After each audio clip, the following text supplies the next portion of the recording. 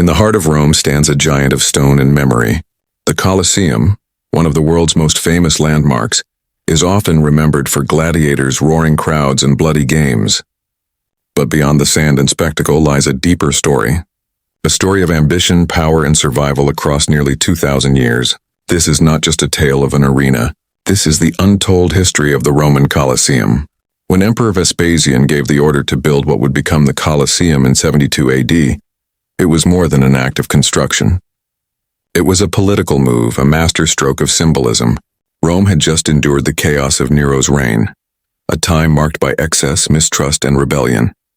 Nero had taken a vast area of central Rome and turned it into his private palace, the Domus Aurea, the Golden House. To ordinary Romans, this was an insult. Land that could have belonged to the people was instead consumed by one man's vanity. When Vespasian rose to power after years of civil war, he understood what was needed. He would not just erase Nero's memory. He would give the people something that would bind them to him forever. Where Nero had built a palace, Vespasian would build an arena for the people. The Colosseum was not merely a gift, but a declaration. Its very foundation stood on reclaimed land, filling in the artificial lake that Nero had once claimed for himself. The symbolism was clear. The emperor had taken back what was stolen and returned it to the citizens of Rome. From the beginning, the Colosseum carried this message. It was not only a monument of stone but of power and politics. Every block laid in place was a reminder that the emperor ruled for Rome, not for himself. In the minds of the people, Vespasian had restored dignity and honor to the city. Capacity was another statement in itself. With room for more than 50,000 spectators, the Colosseum was designed on a scale that few in the ancient world could match. Its oval shape meant no one was too far from the action, and its tiered seating placed every social class within its walls. Senators and nobles sat closest to the arena, while citizens filled the middle tiers and women and the poor crowded into the upper levels. Within this one building, the entire Roman world was represented, all united by the same spectacle. The Colosseum was more than entertainment. It was the empire in miniature, a gathering place where rich and poor alike could feel the presence of Rome's power. For Vespasian, and later his son Titus, who completed the work, the Colosseum was also a way to cement their dynasty's legitimacy. The Flavian emperors had risen to power not through noble blood, but through military success. They needed to win the hearts of the people, to prove that their rule was not temporary. By constructing such a grand monument, funded in part by spoils taken after the conquest of Jerusalem in 70 AD, they ensured their name would live on. This was why the Colosseum was originally called the Flavian Amphitheater, a permanent marker of the dynasty's might. To build in stone was to write history, and Vespasian made certain that the story of his reign would be one of generosity and glory. The decision to create the Colosseum was also deeply practical. Rome was a crowded city of over 1 million inhabitants, restless and often volatile. Public entertainment was not only a tradition but a necessity to keep the population content. The games served as a release for the masses, a way to distract them from poverty, shortages, or political troubles. Bread and circuses, as the poet Juvenal would later write, were what kept the people satisfied. By building the largest amphitheater the world had ever seen, Vespasian was providing the ultimate circus. And in doing so, he made sure the people's gratitude would outweigh their complaints. Yet the Colosseum was more than a political tool. It was a cultural beacon. It stood as a testament to Rome's engineering skill, its wealth, and its vision. Foreign visitors who entered Rome were struck by its scale and beauty. Just as armies and roads had shown Rome's dominance abroad, the Colosseum proclaimed its grandeur at home. No one could stand within its walls and doubt the empire's strength. The amphitheater was also designed with remarkable thought to detail. Its facade, rising in 4 tiers, combined Doric, Ionic, and Corinthian columns, a display of architectural mastery that blended elegance with raw power. Every curve, every arch, spoke of a civilization that had reached the peak of its abilities, and every Roman who entered it was reminded that they were part of something larger, something eternal. In the end, Vespasian's vision was more than successful. By turning Nero's arrogance into an opportunity for generosity, he bound the people to him and his family. By creating a monument that could hold tens of thousands, he gave the empire a stage for its most powerful spectacles. And by reclaiming the heart of Rome, He ensured that the Colosseum would forever stand as proof of his reign. What began as a tool of politics became a symbol of Rome itself, its strength, its ambition, and its unshakable hold over history. The Colosseum was not simply built. It was forged out of ambition, discipline, and the unmatched skill of Roman engineering. When Vespasian ordered its construction in 72 AD, no one could have imagined that such a colossal project would be completed in less than a decade. Yet by 80 AD, under the rule of his son Titus, the amphitheater stood ready, a monument that seemed to defy the limits of its age. To build the largest arena the world had ever seen in so short a time was nothing short of extraordinary. It required not only manpower on a massive scale, but also the organization and precision that had made Rome the master of the ancient world. The workforce behind the Colosseum was a vast and varied army. Prisoners of war, especially those taken during the conquest of Jerusalem in 70 AD, provided much of the heavy labor. Alongside them worked skilled Roman builders, architects, and artisans, whose knowledge of stone, brick, and concrete was unmatched. Together they transformed a drained lake, once part of Nero's Golden House, into a foundation strong enough to bear thousands of tons of stone. At every stage, the project was a demonstration of Rome's ability to harness both human effort and natural resources to achieve the impossible. The materials themselves tell the story of the Colosseum's scale. Travertine stone, brought from quarries at Tivoli over 20 miles away, formed the outer walls and supporting piers. Tufa, a softer volcanic rock, was used for the inner walls, while bricks and Roman concrete filled the spaces in between. Iron clamps held blocks together, though many were later stripped away in the Middle Ages. Each material was chosen with care, combining strength and flexibility. The Romans did not build blindly. They calculated, tested, and perfected every part of the structure. The Colosseum's design was just as ingenious as its construction. Its oval shape, measuring 189 meters long and 156 meters wide, was not only striking but practical. The form allowed maximum visibility for spectators and prevented corners where combatants could hide. The outer facade rose in 4 tiers, each adorned with arches framed by columns of different styles: Doric on the first level, Ionic on the second, and Corinthian on the third. The 4th level was decorated with pilasters and small windows. This combination created both beauty and stability, ensuring the massive walls could bear their own immense weight. But the true brilliance of Roman engineering revealed itself in the arena's interior. The Colosseum's corridors and stairways formed a carefully planned system, allowing more than 50,000 people to enter and exit within minutes. This efficiency was no accident. Rome was a city of crowds, and crowd control was a matter of survival. Arches and vaulted passageways channeled movement with precision, and each ticket directed a spectator to a specific entrance, ensuring that chaos never overtook the games. It was an ancient masterpiece of design, combining architecture with social order. Beneath the arena floor lay another wonder, the Hippodrome, a labyrinth of tunnels and chambers hidden from the audience above. This underground system was added during Domitian's reign and transformed the Colosseum into a stage of endless possibilities. Here, gladiators waited in darkness for their turn to fight. Here, wild animals were caged, their roars echoing through the corridors before they were lifted into the arena by wooden platforms and winches. Trapdoors allowed sudden appearances, adding drama and surprise to the spectacles. What seemed to the audience like magic was in fact the result of ingenious machinery and tireless labor. The Colosseum was not static. It evolved. In its early years, historians believed the arena could be flooded to host mock naval battles, though this practice did not last.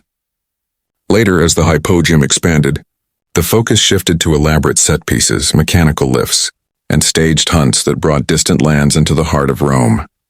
Every detail of the Colosseum's construction served a purpose: to amaze, to overwhelm, and to convince every spectator that Rome's power was boundless. Equally remarkable was the speed of construction. To raise such a massive structure in just 8 years required organization on an imperial scale. Roman legions, engineers, and overseers coordinated every stage, from quarrying stone to transporting materials and erecting scaffolding. Roads built by the empire made it possible to move tons of stone efficiently, while pulleys, cranes, and hoists allowed workers to raise heavy blocks into place. What might have taken generations in other civilizations was completed in less than a decade under Rome's disciplined system. The Colosseum was more than an amphitheater. It was proof of what Rome could accomplish when ambition, resources, and engineering came together. Every stone block, every arch, every hidden chamber spoke of a civilization that had mastered both art and science. To the citizens who watched it rise, it was a wonder beyond imagination. To foreign visitors, it was a message. Rome was eternal and its power had no limits. What makes the Colosseum's construction so remarkable is not only that it was achieved, but that it still stands today. Despite earthquakes, looting, and centuries of neglect, its walls remain a testament to Roman skill. The secret was not only in the strength of its materials, but in the vision that shaped it. The Colosseum was built not just to endure a generation, but to withstand the ages. Nearly 2,000 years later, it has fulfilled that promise, continuing to inspire awe just as it did on the day its doors first opened. The Colosseum was more than stone and arches. It was alive with noise, movement, and the drama of human and animal struggle. Once the building was complete, it quickly became the heart of Roman entertainment, a stage where life and death unfolded before tens of thousands of eyes. When spectators took their seats, they were not simply coming to watch a fight. They were entering a world carefully crafted to awe, thrill, and control the masses. Every event in the arena was designed to remind them of Rome's might, its wealth, and its unchallenged reach across the known world. The games themselves were spectacles of astonishing variety. Gladiators were the stars, men trained to fight with swords, shields, tridents, and nets.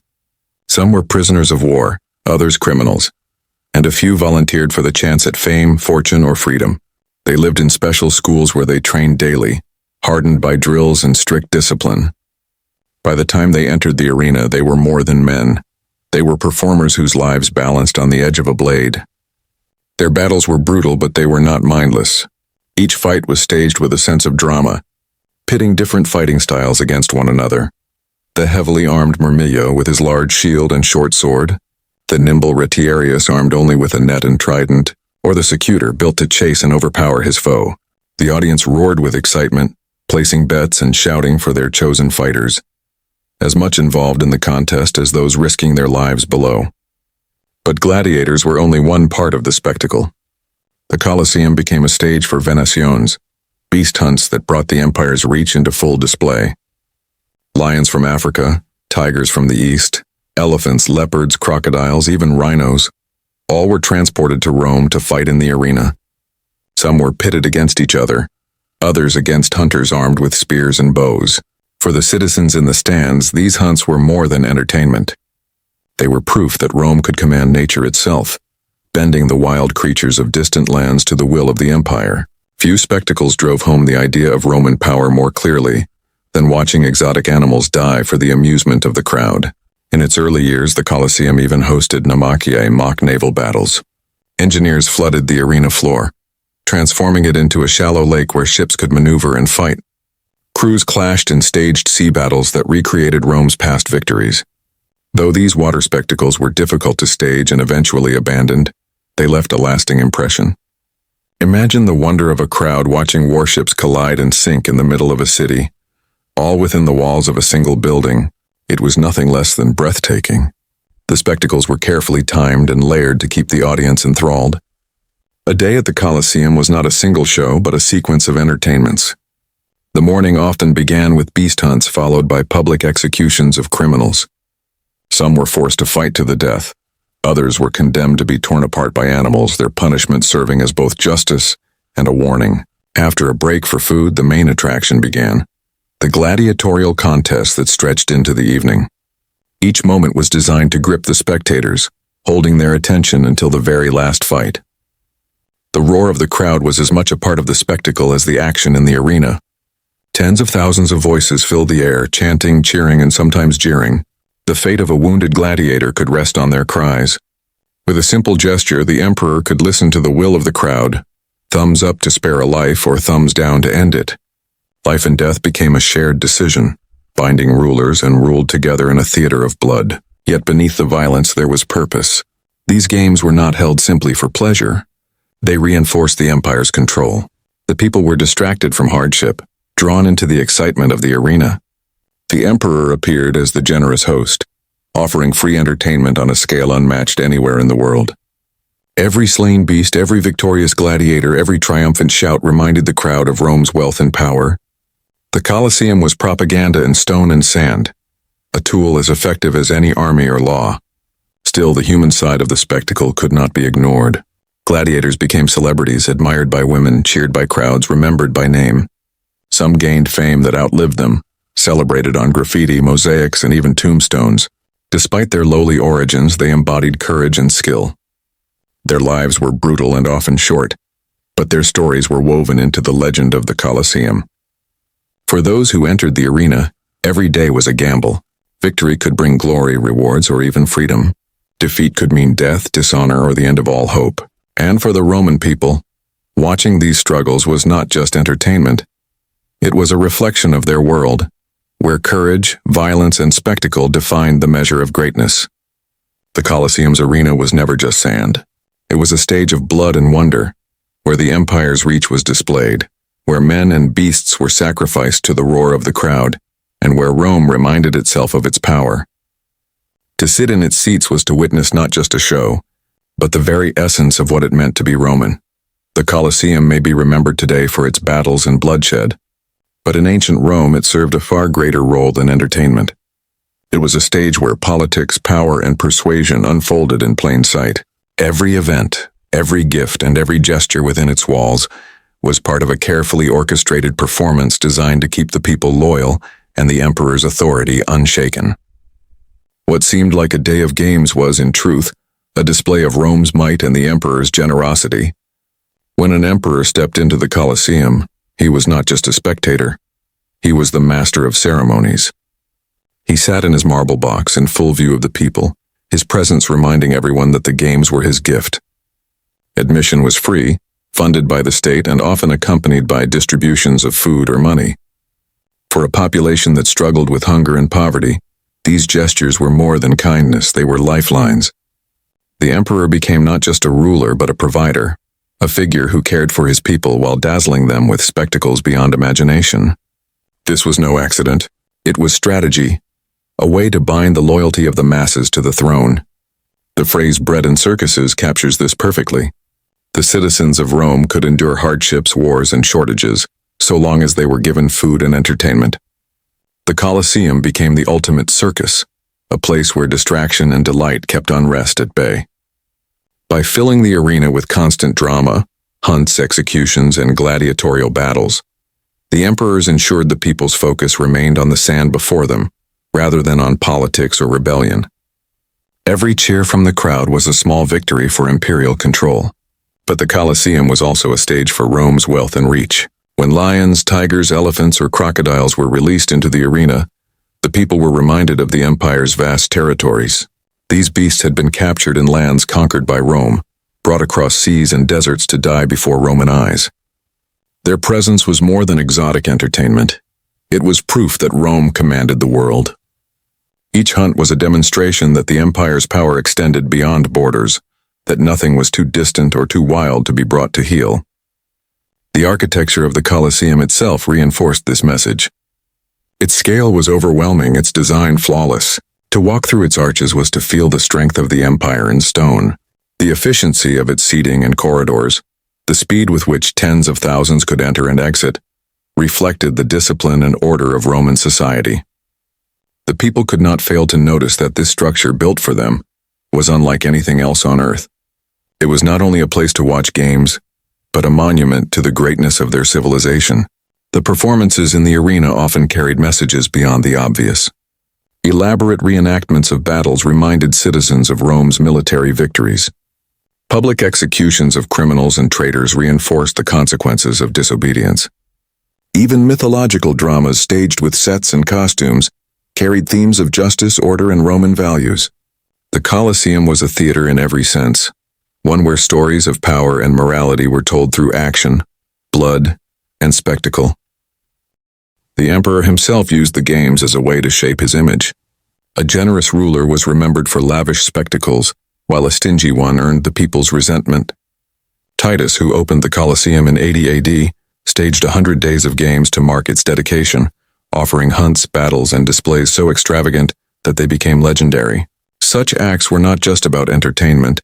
They cemented his reputation as a ruler who cared for Rome. even as disasters like the eruption of Vesuvius threatened his reign.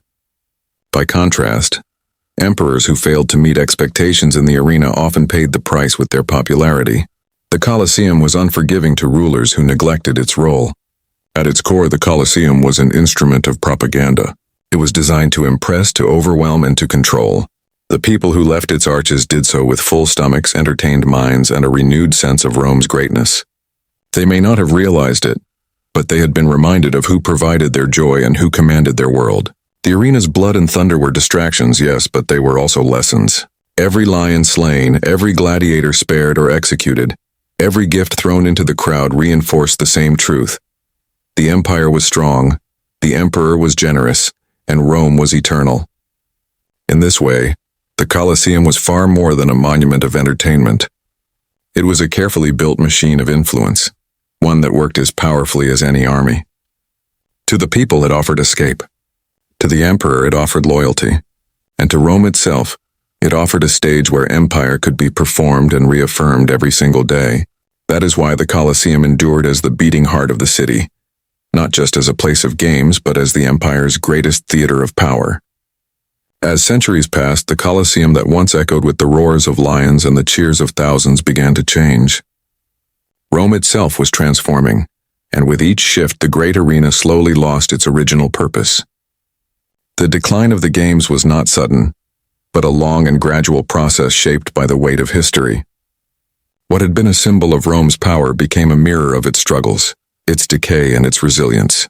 The turning point came with the empire's gradual weakening. By the 3rd and 4th centuries, Rome faced endless pressures: barbarian invasions, political instability, and financial strain. The extravagant spectacles that once thrilled the people became increasingly difficult to sustain.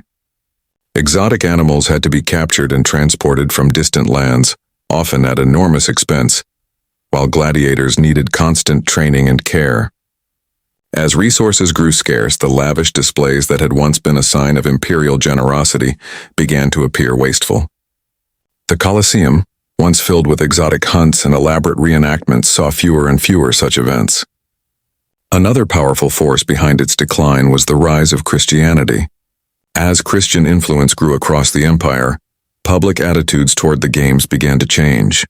For early Christians, the bloodshed of the arena was not entertainment, but cruelty, a spectacle of death that conflicted with their beliefs. By the time Christianity was legalized in the early 4th century and later became the official religion of Rome, the support for gladiatorial combat faded rapidly. The very games that had once defined Roman culture came to be viewed as barbaric relics of a pagan past. By the 5th century, gladiatorial battles were banned altogether, and the Colosseum was left without its central purpose. Even without the games, the structure itself endured, but nature and time became its new adversaries. Earthquakes struck Rome in 442 and again in the 5th and 6th centuries, damaging the stone and weakening its framework. Parts of the outer wall collapsed, and the once perfect oval began to show scars. Without the same imperial resources to maintain it, the Colosseum fell into neglect. Its arches, once pathways for roaring crowds, grew silent. Grass sprouted where blood had been spilled, and the arena floor began to crumble. Yet even in decline, the Colosseum never fully disappeared. Like Rome itself, it adapted. By the early medieval period, the great amphitheater found new roles.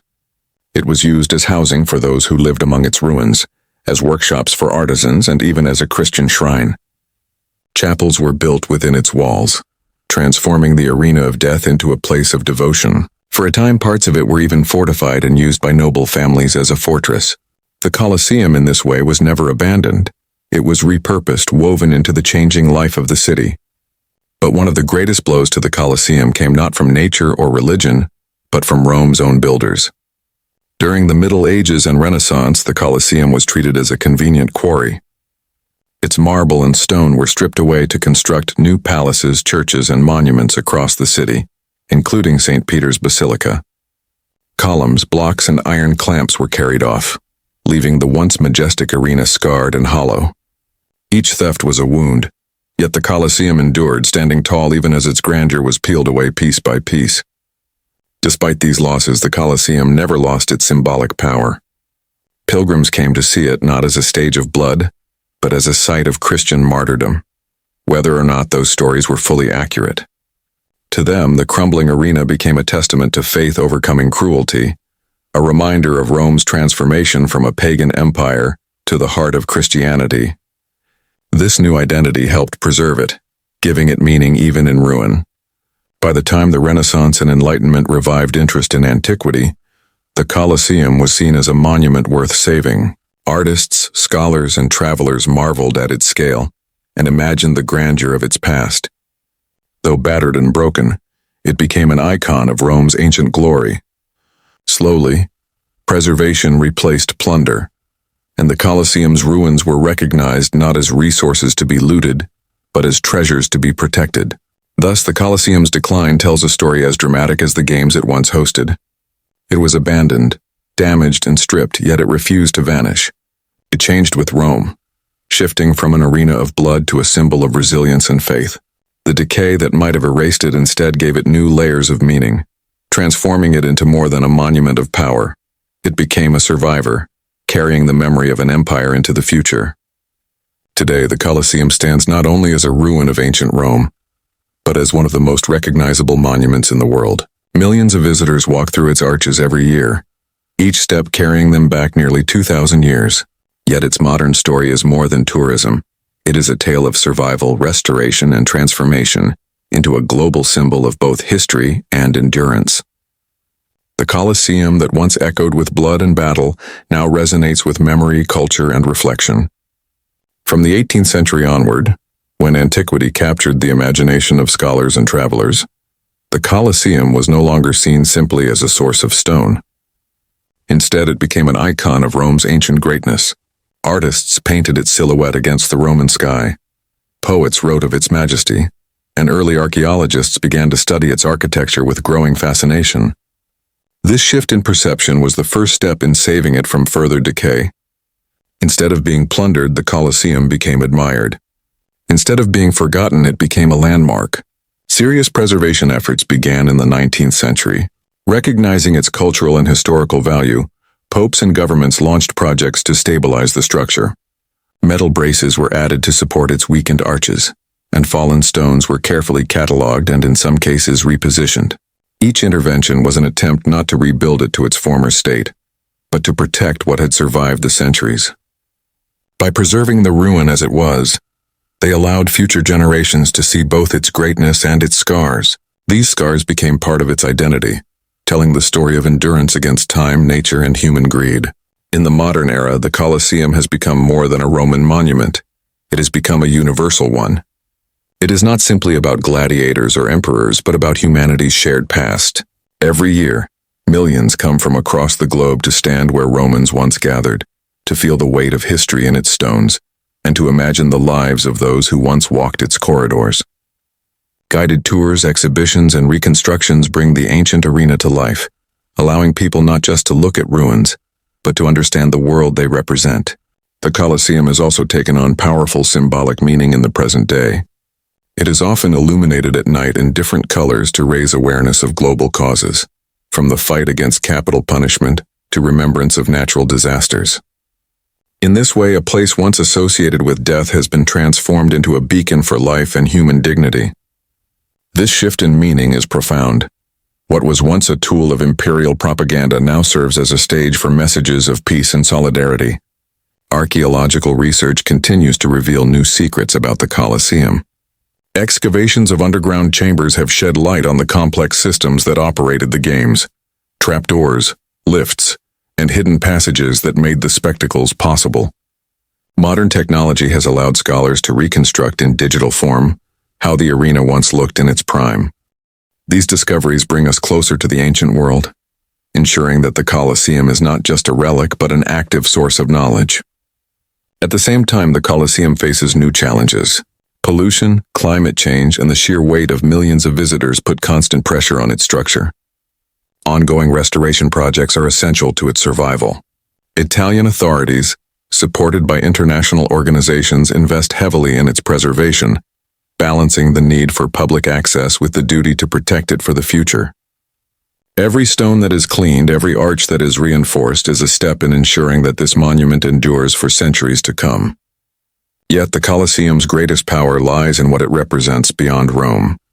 It has become a symbol of endurance, a reminder that civilizations rise and fall, but their legacies remain. It tells the story of human ambition, creativity, and resilience. It shows how beauty and brutality can coexist in history, and how meaning can evolve over time.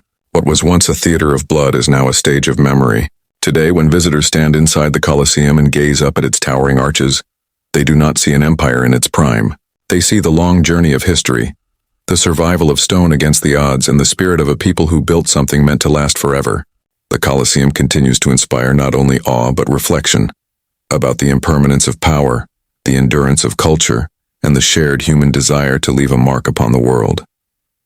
For nearly 2 millennia, the Colosseum has stood as both a monument and a mirror, reflecting the glory, the brutality, and the resilience of human history. It began as a gift of power, a structure designed to amaze the world and bind a city together through spectacle. Within its walls, emperors displayed their might, gladiators fought for survival, and crowds roared with unbridled passion. The arena was not just a place of entertainment, it was a stage where Rome's identity was performed for the world to see. Yet as empires faded and faiths rose, the Colosseum's purpose shifted. It endured earthquakes, neglect, and centuries of plunder, its stones torn away to build new wonders even as its own arches crumbled. What should have been its end became part of its story, proof that even in ruin it carried meaning. It was reborn as a fortress, a shrine, and later a relic admired by scholars, artists, and pilgrims. Each transformation gave it new life, allowing it to survive not only as architecture but as memory. Today the Colosseum no longer resounds with the clash of steel or the roar of beasts. Instead, it echoes with footsteps of travelers from every corner of the earth, people who come not to watch death but to marvel at survival. It has become a universal symbol, a reminder of the heights of human achievement and the shadows of human cruelty, of the fleeting nature of power and the endurance of legacy. The Colosseum teaches us that history is never truly silent. Its stones still speak, whispering of ambition and loss, of triumph and ruin, of the unshakable will to create something that lasts beyond a single lifetime. Though Rome's empire has long since fallen, the Colosseum remains, scarred but standing, fragile yet eternal. It is proof that while time may conquer all, memory endures. And in the heart of Rome, this memory rises with the sun each day, calling us to remember not only what was built, but what it means to endure. For nearly 2 millennia, the Colosseum has stood as both a monument and a mirror, reflecting the glory, the brutality, and the resilience of human history. It began as a gift of power, a structure designed to amaze the world and bind a city together through spectacle. Within its walls, emperors displayed their might, gladiators fought for survival, and crowds roared with unbridled passion. The arena was not just a place of entertainment, it was a stage where Rome's identity was performed for the world to see. Yet as empires faded and faiths rose, the Colosseum's purpose shifted. It endured earthquakes, neglect, and centuries of plunder, its stones torn away to build new wonders even as its own arches crumbled. What should have been its end became part of its story, proof that even in ruin it carried meaning. It was reborn as a fortress, a shrine, and later a relic admired by scholars, artists, and pilgrims. Each transformation gave it new life, allowing it to survive not only as architecture but as memory. Today the Colosseum no longer resounds with the clash of steel or the roar of beasts. Instead, it echoes with footsteps of travelers from every corner of the earth, people who come not to watch death but to marvel at survival. It has become a universal symbol, a reminder of the heights of human achievement and the shadows of human cruelty, of the fleeting nature of power and the endurance of legacy. The Colosseum teaches us that history is never truly silent. Its stones still speak, whispering of ambition and loss, of triumph and ruin, of the unshakable will to create something that lasts beyond a single lifetime. Though Rome's empire has long since fallen, the Colosseum remains, scarred but standing, fragile yet eternal. It is proof that while time may conquer all, memory endures. And in the heart of Rome, this memory rises with the sun each day, calling us to remember not only what was built, but what it means to endure.